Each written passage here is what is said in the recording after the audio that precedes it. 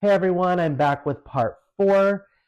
So from there, the moderators did go ahead and bring up the issue of abortion access and abortion rights. The reason they brought this up is because they wanted to pin Donald Trump down on where exactly he stands as far as when it's appropriate for a state to cut off access to abortion and what kind of bans he would support.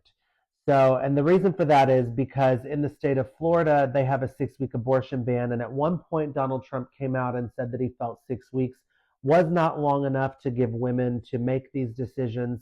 And then later on, he came out and said that he would support a 6 week abortion ban. Donald Trump answered this question by acknowledging that, yes, he had come out on both sides of the issue. And he said the reason that he now supports a 6 week abortion ban is because he feels that Democrats want to allow abortion up until the ninth month, which is ridiculous and absolutely untrue. So, to support his claim that Democrats support abortion up until the ninth month, he went on to accuse the former governor of Virginia, Governor Ralph Northam, of saying that a baby born will, if a baby is born, we will decide what to do with the baby after it's been born, he was implying that Governor Northam was supporting the idea of infanticide, which is absolutely untrue. If you look at the context of what Governor Northam said, it was during a radio interview back in 2019. Governor Northam was discussing babies that were born with severe deformities or were non-viable, and whether they would provide them palliative care or whether they would take extreme lengths to try to save these babies. That is all he was referring to. He was not saying that he supports the idea of infanticide. Infanticide is illegal in all 50 states.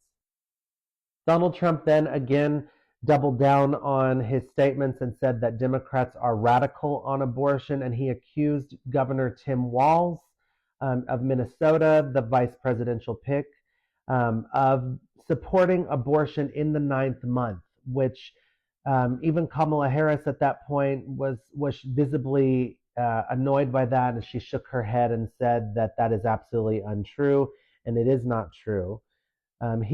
Donald Trump then went on to claim that people are now voting on abortion in their states, so it's up to the people. And that is true that some states are able to bring up ballot initiatives and put abortion on the ballot. But in states like mine, in Texas, we don't have that ability to go out and get signatures and get things added to our ballots. For something to be added to the ballot, the Congress, our state legislature has to put that on there. So our state legislature is controlled by Republicans. So how likely are they going to give us the ability to decide on abortion access for women? It's not very likely at all. So it's going to be a long time if it's left up to the state legislature of Texas. It's going to be a long time unless we can get that legislature to switch to turn blue, which hopefully we can in the future. But in the foreseeable future, it's not going to change anytime soon. Donald Trump was then fact checked by the moderators, and they did say that there is no state in the United States that would allow for the killing of the child after it's been born. It's absolutely against the law. When it comes to Tim Walz and his position on late-term abortion, he did sign a law that put no restrictions on as far as time frame of abortion. So there's no restriction on late-term abortions. But the Associated Press and Axios both reported that even in the state of Minnesota, late-term abortions are extremely rare. As of 2021, which is the last year that they had these records, there was only one abortion performed later in the pregnancy in the third trimester that was performed at 32 weeks, and it was preceded by severe complications. And furthermore, according to the Associated Press, as of 2021, 93% of abortions are performed before 13 weeks.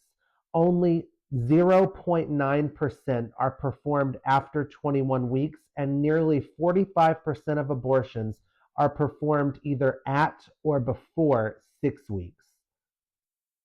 The Associated Press also reported that only 6 states, which they did not include Minnesota in that, but 6 states in addition to Minnesota have no restrictions on abortion. And those states are Oregon, Colorado, New Mexico, New Jersey, Vermont, and Maine. I'm going to go ahead and end this video here, but in the next video, I will go ahead and get into how Vice President Harris responded. Thanks, everyone, and stay tuned for part 5.